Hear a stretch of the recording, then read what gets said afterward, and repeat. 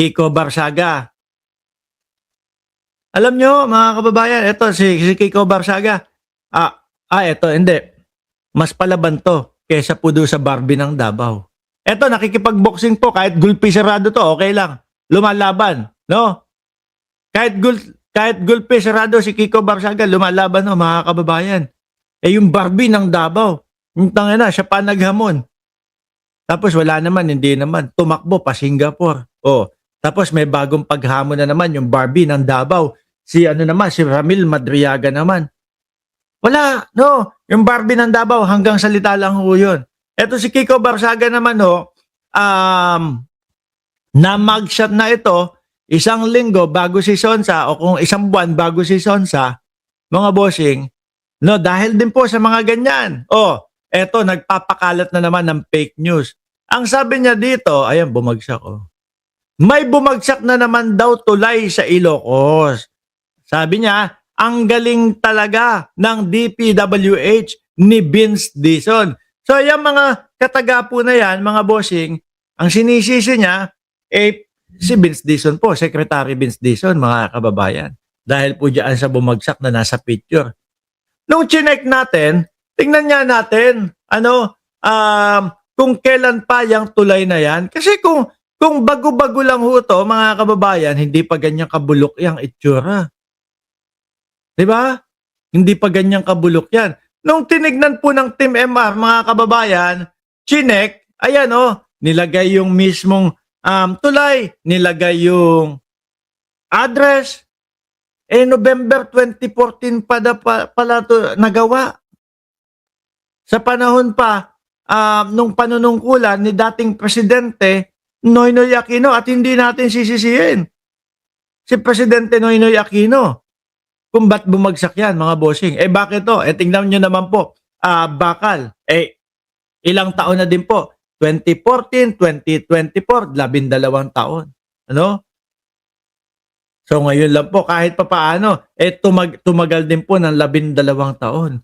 Pero ang pinupunto natin dito, mga namagsyatan na, pinagpiano na, may mga kaso na, hindi pa din tumitigil sa kanilang mga pagpe-fake news. Ayan project timeline, while construction started in late 2014 indicates the project suffered from significant delays, with the Daily Tribune stating it was originally slated for completion on 2019. Rehabilitation, reinforcement, the bridge underwent retrofitting in 2018 and further reinforcement in 2021. Napatatagan pa pala ng dating Pangulong Duterte. So, ibig sabihin, sa madaling salita, pina-rehabilitate ng dating Pangulo kasi 2016 to 2022 ang dating Pangulong Duterte. Rehabilitate, no? Bumagsak na din 2020. Collapse May 2026. Wag kayong mag-alala, hindi ko sisisihin ang dating Pangulong Duterte sa mga bumabagsak na yan. Pero karamihan ng mga build nila, mga bossing, hindi naman natapos. 120 yung pangako na build, yung pagyayabang. Build, no? Ilan daw po ang natapos? Sekator. Sekator, 14 yung natapos. 2 bagsak. Hindi bumagsak yung isa. Isa bumagsak. Yung pangalawa, yung una bumagsak. Tapos yung pangalawa, pinaalis ho, mga kababayan. Ako, nandito na po pala yung si Mrs. ko. Siguro kamag-anak namin ito, si Jenny Ramos. Shout out sa iyo, no? Ang ganda ng pangalan mo. Berde pa. Baka pinsan ko pa to, Di ba?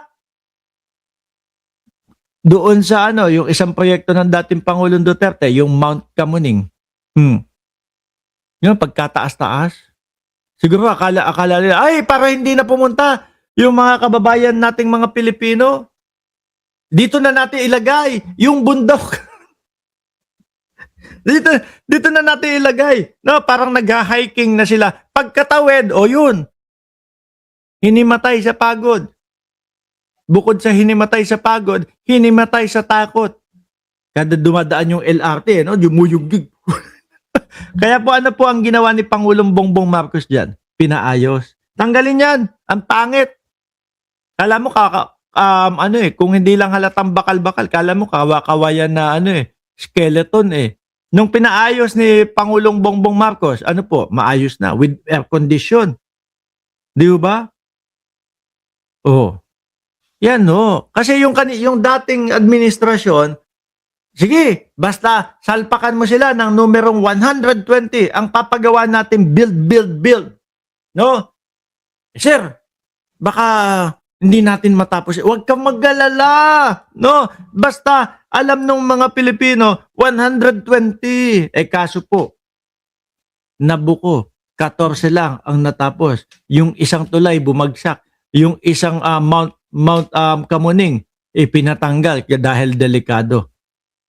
Sabi ni Bernardo Reyes, natapos pulido, 14, no, 120.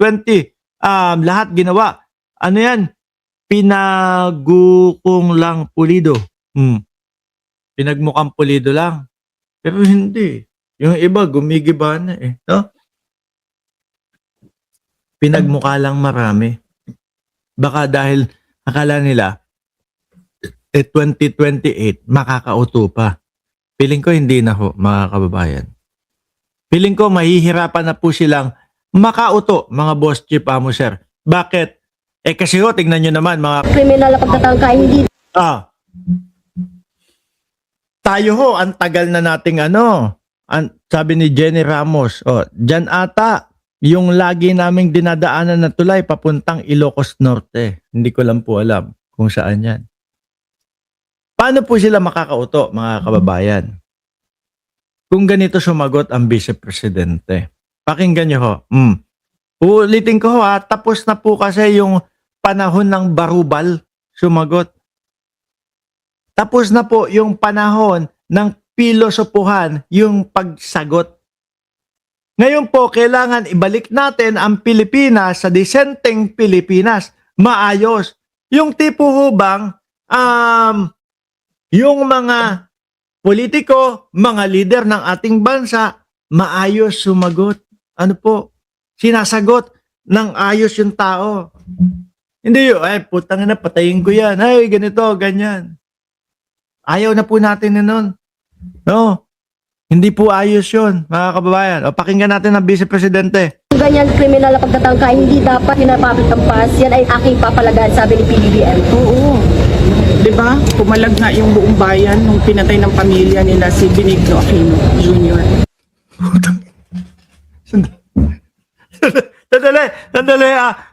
Ulit.